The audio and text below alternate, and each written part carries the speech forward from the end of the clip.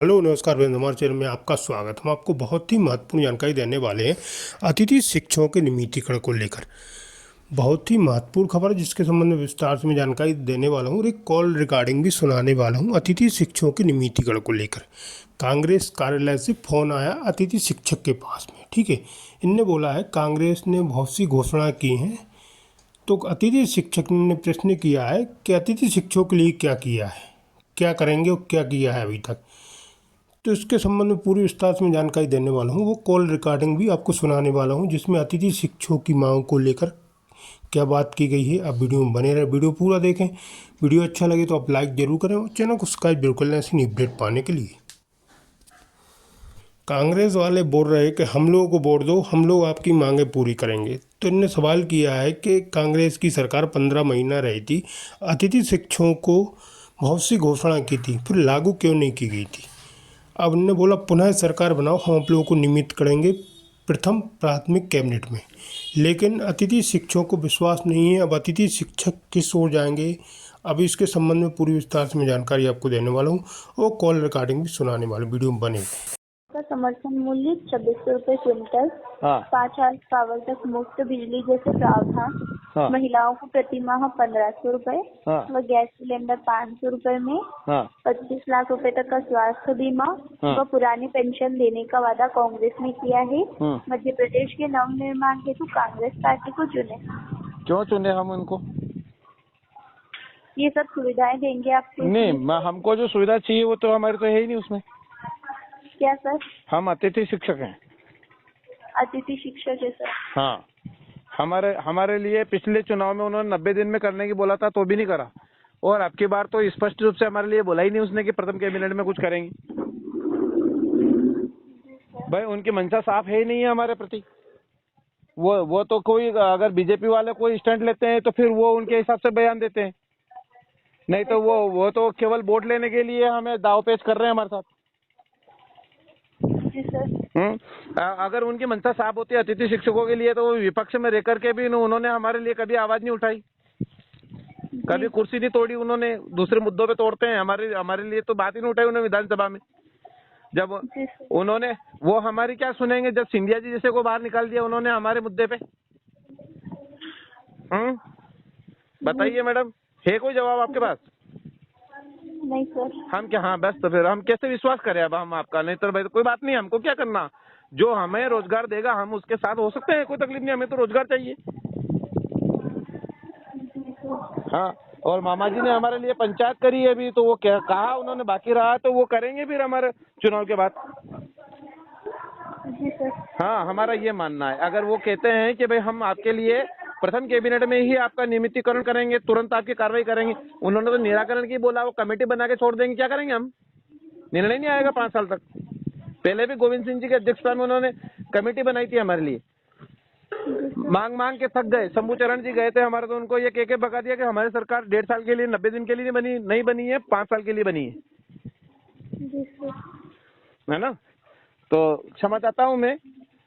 बाकी कांग्रेस से हमें कोई बुराई नहीं है, कांग्रेस को भी हम वोट दे सकते हैं, पर उनकी मंशा हमारे लिए साफ है ही नहीं। उन्होंने हमारे लिए कुछ नहीं करा। विपक्ष में रहकर के ना हमारे मुद्दे को अगर उठाते तो कुछ होता हमारा लिए। हम यूं ही मानते कि हम भले ही वो विपक्ष में रहकर के हमारी आवाज उठाते और हमारा नियमितीकरण भाजपा कर देती, तो हम ये मानते कि हाँ कांग्रेस की वजह से हमारा नियमितीकरण हुआ, ये मानते हम। जी सर। हाँ, पर अब क्या करें, कैसे समझाएं अतिथियों को? अतिथि समझने के लिए तैयारी नहीं है। ठीक है सर। ठीक है मैडम, जी। आप कुछ कर सकते हैं तो बताइए कि कोई आप बताइए, कोई अगर योजना हो हम अतिथि शिक्षकों के लिए, कांग्रेस के लिए, ताकि हम विश्वास कर लें। ऐसे कोई हो तो बताओ मुझे, हम आपको वोट दे दें। सर इसमें दे रखा है कि 2 लाख सरकारी पद भरे जाएंगे। वो पद भर जाएंगे, उनमें अतिथि शिक्षक का क्या है? तो सर आप सरकारी शिक्षक भी तो हो सकते हो। नहीं, हम कैसे, हमने 8-8 10-10 साल काम कर लिया मैडम, हमारे बच्चे शादी के लायक हो गए हैं। अब हमें आप नई भर्ती में अगर आप घोड़ों और गधड़ों को उन सबको एक साथ में इकट्ठे करोगे तो कैसे काम होगा? जी सर। अतिथि शिक्षक तो बेचारे मतलब जो जिम्मेदारियों से लदे हुए हैं ना, वो क्या आज के नए जो बच्चे हैं जो कंपटीशन में आ रहे हैं उनकी बराबरी कर पाएंगे क्या वो? जी सर। हाँ, अभी आप जो बात कर रहे हैं, आपकी एज अभी कितनी है? और 40 साल वाले की एज क्या होगी? कौन करेगा इसको बराबरी? कौन कर सकता है? किसका दिमाग कितना काम करता है? जी सर। हाँ, परंतु एक बात है, अतिथि शिक्षकों को बहुत जोरदार जो है अनुभव है पढ़ाने का। वो डीएड बीएड प्रशिक्षित हैं और हाँ, सर। वो पात्रता परीक्षा पास भी हैं बहुत सारे उसमें, और बेहतरीन परिणाम दे रहे हैं अतिथि शिक्षक। हर बार वो मेरिट बनती है उनकी, हर बार आवेदन आते हैं स्कूल में और मेरिट के आधार पर उनका चयन होता है। हाँ, जी सर। कांग्रेस ने एक काम ठीक करा था अतिथि शिक्षकों के लिए, उनके लिए धन्यवाद कि उन्होंने हमें बोनस अंक दिया स्कोर कार्ड में, परंतु उससे हमारा निश्चित रोजगार नहीं हो पाया। जी सर। जी ठीक है सर, धन्यवाद। हाँ, बाकी राकेश जी पाटीदार से बहुत बढ़िया प्रेम है हम। गेहूं का समर्थन मूल्य 2600 रुपए क्विंटल, 5 हॉर्स पावर तक मुफ्त बिजली, महिलाओं को प्रति माह 1500 रुपए, गैस सिलेंडर 500 रुपए में, 25 लाख रुपए तक का स्वास्थ्य बीमा व पुरानी पेंशन देने का वादा कांग्रेस ने किया है। मध्य प्रदेश के नवनिर्माण हेतु कांग्रेस पार्टी को चुने। अच्छा, चलो, तो ये कहने के लिए ही फोन लगाया कि हमारी भी सुनोगे आप? जी नहीं सर, आपको बताने के लिए। अच्छा, हमारी तो नहीं सुनेंगे कि? जी सर, आप भी बोलिए, आपकी बात भी सुनी जाएगी। अच्छा, हमारी बात सुनी जाएगी तो आप पहुंचाएंगे हमारी बात को? जी सर। हाँ, आपने जितनी योजनाएं के नाम बोले हैं इनमें हम अतिथि शिक्षकों का नाम ही नहीं है, जी सर। है ना? और सर, मैंने आपको थोड़ी देर पहले कॉल किया था क्या? हाँ, आपने मेरे को थोड़ी देर पहले कॉल किया था, इसलिए फिर कह रहा हूँ, मैं आपको याद दिला रहा हूँ कि अतिथि शिक्षकों के लिए जब सिंधिया जी की भी नहीं सुनी और हम भी मांग मांग के थक गए, नहीं सुनी, और मान ली जाए सरकार चली गई उनकी नहीं सुनी, फिर भी उनको हमारे अतिथि शिक्षकों की याद नहीं आई, फिर भी नहीं समझे, और विधानसभा में विपक्ष में रह करके हमारे लिए कभी एक कुर्सी नहीं तोड़ी, जी सर। है ना? अगर वो चाहते हमारा मुद्दा उठाते तो शायद बीजेपी हमको नियमित कर देती, तो हम बीजेपी का एहसान मानते, उतना ही एहसान हम कांग्रेस का भी मानते हैं। जी सर। है ना? राकेश जी भाई पाटीदार हमारे लिए बहुत अच्छे व्यक्ति हैं, मित्र हैं, परंतु हम क्या करें, हमें खाने के लिए, रोजगार के लिए भी तो मेहनत चाहिए, हम वो भी तो मांग करें। हम किसके साथ जाएं बताइए आप? हम कांग्रेस के साथ किस आधार पे जाएं?